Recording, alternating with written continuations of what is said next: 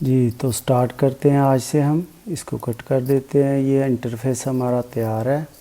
तो सबसे पहले आज हम क्या करने जा रहे हैं, हम आज फॉर्म क्रिएशन का प्रोसेस सीखने की कोशिश करेंगे। और फॉर्म के लिए हमारे पास फॉर्म टैग होता है, इनपुट टैग होता है और भी चंद टैग होते हैं। तो हम इनको बारी बारी यूज़ करेंगे और देखेंगे कि हम इस सिलसिले में क्या कर सकते हैं। तो चलिए स्टार्ट करते हैं, इंटर करते हैं। और बॉडी के अंदर सबसे पहले हम अपना फॉर्म टैग यूज़ करते हैं। फॉर्म टैग ज़ाहिर यूज़ करेंगे तो जब स्टार्ट करेंगे तो इसे एंड भी करना होगा। इंटर करेंगे तो ये नीचे चला गया। अब इसे थोड़ा ऊपर कर देते हैं, ठीक है। तो अब ये फॉर्म टैग के अंदर सबसे पहले हम ऐसा करते हैं कि अपना एक छोटा सा इनपुट टैग बना लेते हैं ताकि आपको चीज़ें समझ आएँ। नाम के नाम से हम पहली एंट्री कर देते हैं, नेम हो गया। और नेम के बाद हमारा इनपुट टैग स्टार्ट हो जाएगा।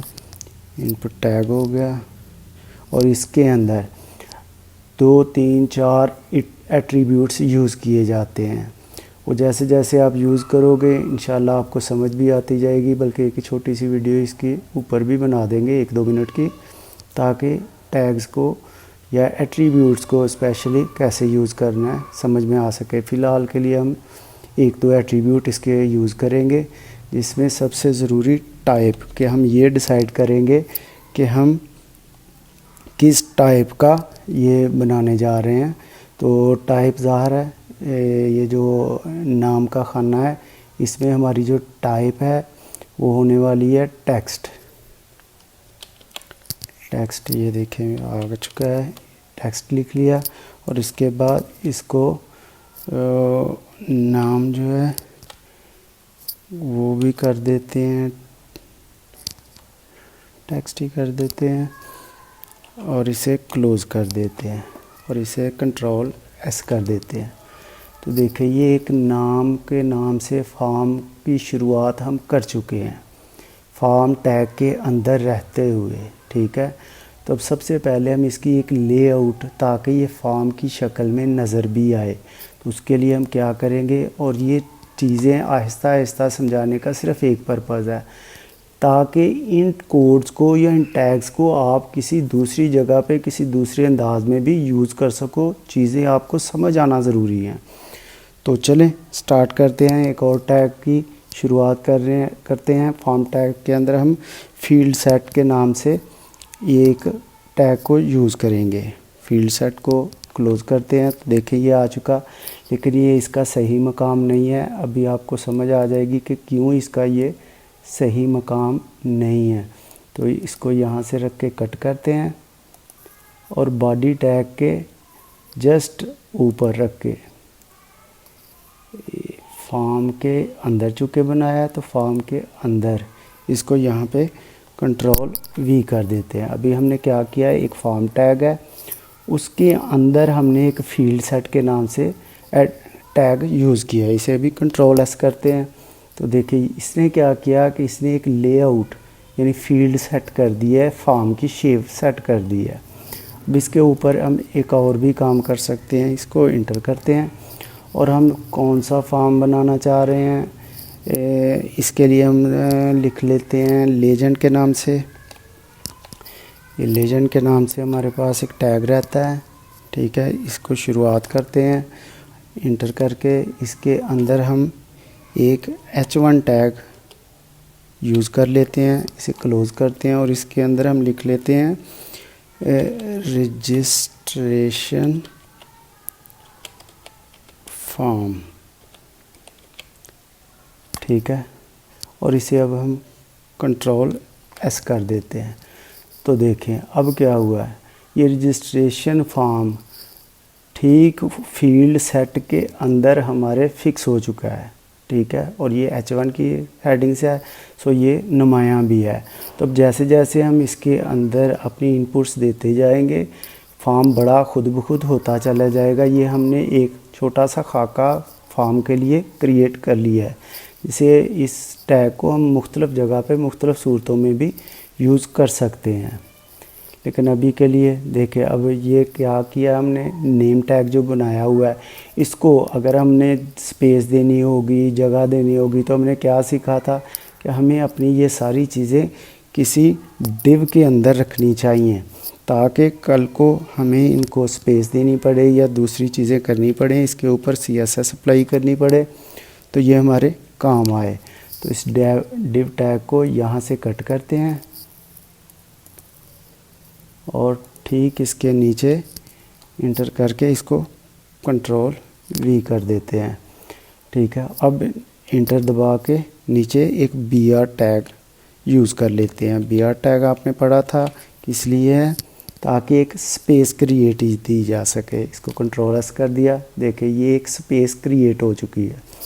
अब इस सारे प्रोसेस को, चूँकि हम नाम के साथ साथ और भी दूसरी चीज़ें भी ठीक इसी शेप में करना चाहते हैं, तो वक्त बचाने के लिए हम यहीं से इसको कट करेंगे, कॉपी बल्कि करेंगे, यहीं पे वापस इसको क्लिक करके इंटर करते हैं, ये नीचे आ गए, कंट्रोल V किया तो ये सेम एक और हमारे लिए बन चुका है। फिर इसको इंटर करते हैं, नीचे जाके कंट्रोल V करते हैं, ये तीसरा खाना हमारे लिए बन चुका है, नाम, फादर नेम और मदर नेम, और इसके अलावा एड्रेस कर लेते हैं। 4 ही काफ़ी हैं समझने के लिए। इसको इंटर करते हैं, कंट्रोल V करते हैं। तो अब हम जस्ट इसकी ये जो हेडिंग है, पहला नाम का आ गया, दूसरा जो है इसमें टाइप भी हमारी सेम रहने वाली है, नेम वैल्यू भी सेम रहने वाली है। तो हम ऐसा करते हैं, इसके आगे यहाँ पे फादर्स नेम कर लेते हैं, फादर्स नेम। ठीक है, और इसके बाद यहाँ पर हम कर लेते हैं मदर्स नेम। ठीक है, और इसके अलावा ये था हमारा, इसको नेम को कट करके एड्रेस कर लेते हैं।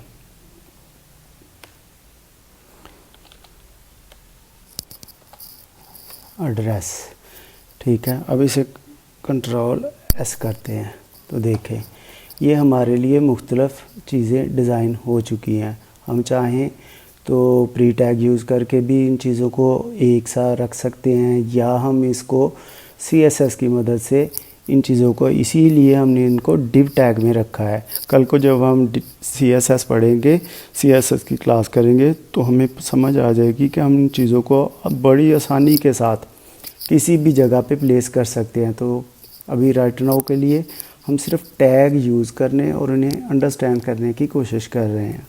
तो चलो अब चलते हैं अपने अगले प्रोसेस की तरफ। इसको थोड़ा वाज़े कर लेते हैं और ये BR से नीचे चलते हैं, इंटर करते हैं, और BR से नीचे जाके तो अब हम थोड़ा रेडियो टाइप यूज़ करने की कोशिश करते हैं। उसके लिए क्या है कि BR टैग यूज़ है, ठीक है। तो इसके नीचे चलते हैं और क्या करते हैं कि जेंडर, मेल, फीमेल और अदर का ऑप्शन क्रिएट कर लेते हैं। तो जेंडर, ये जेंडर लिखा हमने, ये V आ गया, ये जेंडर लिखा हमने, और इसके बाद कर लेते हैं मेल, जेंडर मेल कर लेते हैं, और इसके आगे हम इसको इनपुट टैग में रख देते हैं।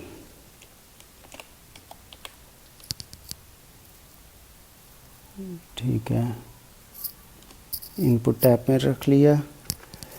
अब इसकी जो हम टाइप देने वाले हैं, देखिए टाइप इसकी क्या देंगे, रेडियो, और उसके लिए हम जस्ट R प्रेस करते हैं तो ये देखिए आ गई है रेडियो। तो ये टाइप आ गई हमारी रेडियो, और इसके बाद हम इसका जो नाम है वो उसको अपनी माई जेंडर कर देते हैं। जो नेम है उसको हम माई जेंडर कर दिया, और अब इसे बाहर जाके क्लोज़ कर देते हैं। ठीक है, अब क्या हमने सीखा था कि हमें नॉर्मली सब चीज़ों को अपने एक अलग टैग में रखना चाहिए। कौन से टैग में, डिव टैग में। तो इसको हम डिव टैग में रख लेते हैं और इसे कट कर लेते हैं यहाँ से,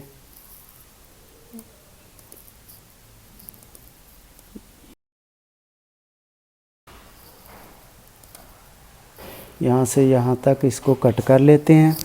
कट करके तो यहाँ पर इसको लास्ट में कहाँ पर हमने यूज़ किया था, यहाँ पर इसको इंटर करते हैं और कंट्रोल वी कर लेते हैं। ठीक है, ये हमारे डिव के अंदर आ गया। अब हम कुछ और भी चीज़ें यहाँ पर रख सकते हैं। इनको ऐसा करते हैं कि इसी को कॉपी करते हैं यहाँ से, और इसके इंटर दबा के कंट्रोल वी करते हैं।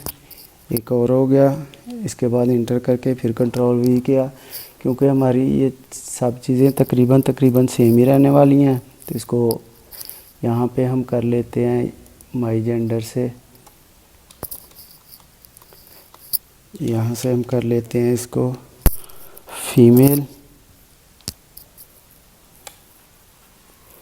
और नीचे जाके तो इसको करते हैं कट, बल्कि इसको भी कट करना पड़ेगा और इसको अदर के नाम से हमें सेव करना पड़ेगा। चलिए अभी से कंट्रोल एस करके देखते हैं कि हमने क्या किया है। तो देखें, ये हमारे पास मुख्तलिफ़ चीज़ें आ चुकी हैं। जेंडर मेल के नाम से, फीमेल के नाम से और अदर के नाम से ऑप्शन आ चुके हैं। ये एफ ही छोटा है तो इसको थोड़ा सा बड़ा भी हम कर लेते हैं ताकि दिखने में कुछ चीज़ें अच्छी रहें। इसे कंट्रोल एस कर लेते हैं। हाँ, अब ठीक है। चलें, तो अब आगे चलते हैं, इंटर दबाते हैं और अगला ऑप्शन हम यूज़ करेंगे किसी और चीज़, किसी और टैग की मदद से। वो और टैग क्या होने वाला है? वो होने वाला है हमारा सेलेक्ट टैग, जिसमें हम मुख्तलिफ़ चीज़ें सेलेक्ट और ऑप्शन वगैरह को यूज़ करने का तरीका सीख लेंगे आसानी के साथ। तो चलें स्टार्ट करते हैं। जैसे हमने सीखा था कि सबसे पहले तो हम इसको ऊपर BR टैग की मदद से इसको थोड़ा नीचे कर लें। BR टैग यूज़ किया और इंटर करते हैं और नीचे जाके डिव टैग की शुरुआत करते हैं। डिव टैग हो गया, क्लोज़ किया, इंटर किया। अब हमारे पास ये आ चुका है। ठीक है, अब यहाँ पर हम डिव टैग के अंदर हम अपना एक ब्लड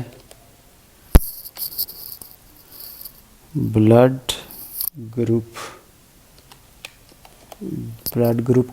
के नाम से हम चीज़ें यूज़ करने वाले हैं। हम चाहें तो इसको बड़ा छोटा भी कर सकते हैं, साइज़ दे सकते हैं, या इवन बोल्ड कर भी यूज़ कर सकते हैं। लेकिन राइट नाउ इंटर करके हम अपने सेलेक्ट टैग को यूज़ करते हैं। तो देखिए ये मेरे पास सेलेक्ट टैग यहाँ पर मौजूद है। सेलेक्ट टैग यूज़ किया और इसके अंदर रहते हुए हम सेलेक्ट टैग के अंदर रहते हुए हम इसको नाम दे देते हैं।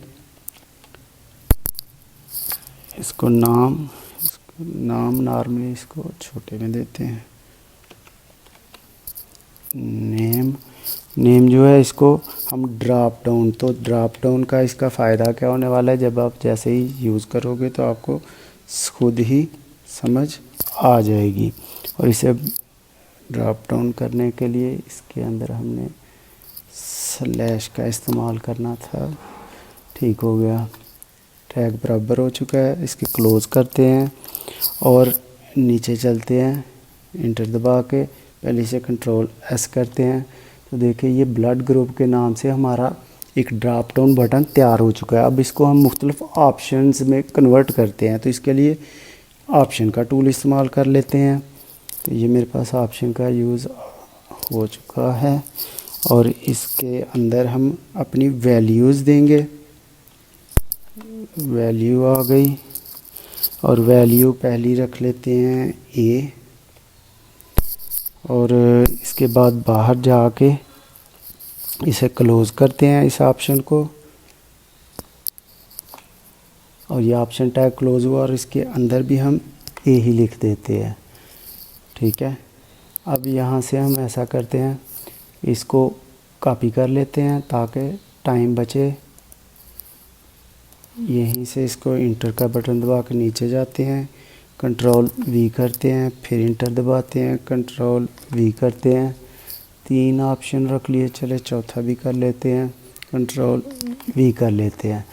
लेकिन अब सब तो हम ए की वैल्यू नहीं देना चाहते, हम चाहते हैं कोई ए प्लस है तो ए नेगेटिव हो जाए, या बी है तो ए बी हो जाए। ठीक है, तो हम ये ए के बाद ऐसा करते हैं, यहाँ पे मसलन हम यहाँ पे हम प्लस को ऐड कर सकते हैं, यहाँ पे हम प्लस को यूज़ कर सकते हैं, और इसकी वैल्यू के अंदर भी हम यहाँ पर भी हम प्लस रख देंगे। इसी तरह हम नीचे चलते हैं और नीचे जाके हम इसे कट करते हैं और यहाँ पे बी लिखते हैं, और अंदर जाके भी इसको कट करते हैं और बी कर देते हैं। फिर नीचे जाके हम इसको बी नेगेटिव कर देते हैं, और फिर इधर जाके भी बी नेगेटिव कर देते हैं। और क्या है, नीचे ए प्लस हो गया, यहाँ पे बी प्लस कर देते हैं या खाली बी कर देते हैं, और यहाँ से हम कट करके खाली बी कर देते हैं।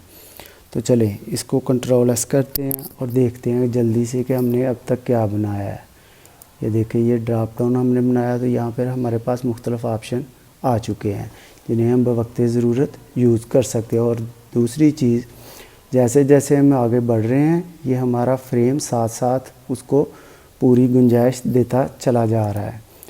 ठीक है, ये चीज़ें हो गई। अब एक आखिरी चीज़ जो हम इसको इंटर करते हैं, और एक आखिरी चीज़ जो अब आज की इस हम एपिसोड में सीखने के लिए जा रहे हैं, उसमें हम ये देखेंगे कि इसे क्लोज़ करने से पहले एक और डिव टैग बनाते हैं। डिव टैग क्लोज़ किया, इंटर किया, ये नीचे आ गया। केस सेंसिटिव नहीं है, इसकी वजह से बहुत आसान नहीं है। तो इसके अंदर हम सिर्फ इनपुट की एक दो प्रॉपर्टी को यूज़ करते हैं ताकि हमें कुछ और चीज़ें भी समझ में आ सकें। इनपुट टाइप जो है वो बराबर करते हैं। अब की बार हम एक सबमिट का, हाँ ठीक है, सबमिट आ गया। ठीक है, और इसकी जो वैल्यू है वो भी हम इसे वही जो वैल्यू है वो भी हम इसको value is equal to submit.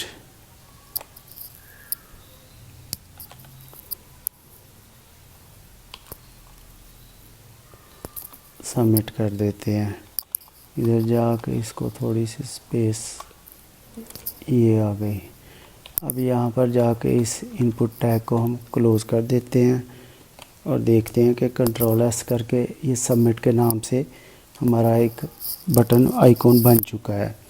और एक दूसरा बनाते हैं, और इसमें हम क्या करते हैं, यहाँ पर जाके इसको कट करते हैं, कॉपी करते हैं, यहाँ पर करके इंटर, और इसे कंट्रोल वी करते हैं, और इसके अंदर जस्ट हम अपनी जो मुख्तलिफ वैल्यूज़ हैं सिर्फ उनको ही चेंज करेंगे। अभी आपने एक रीसेट के नाम से प्रॉपर्टी देखी थी, ये देखें, यहाँ पर जाएंगे, जब हम टाइप लिखेंगे तो यहाँ पे वो खुद भी शो कराना शुरू कर देगा।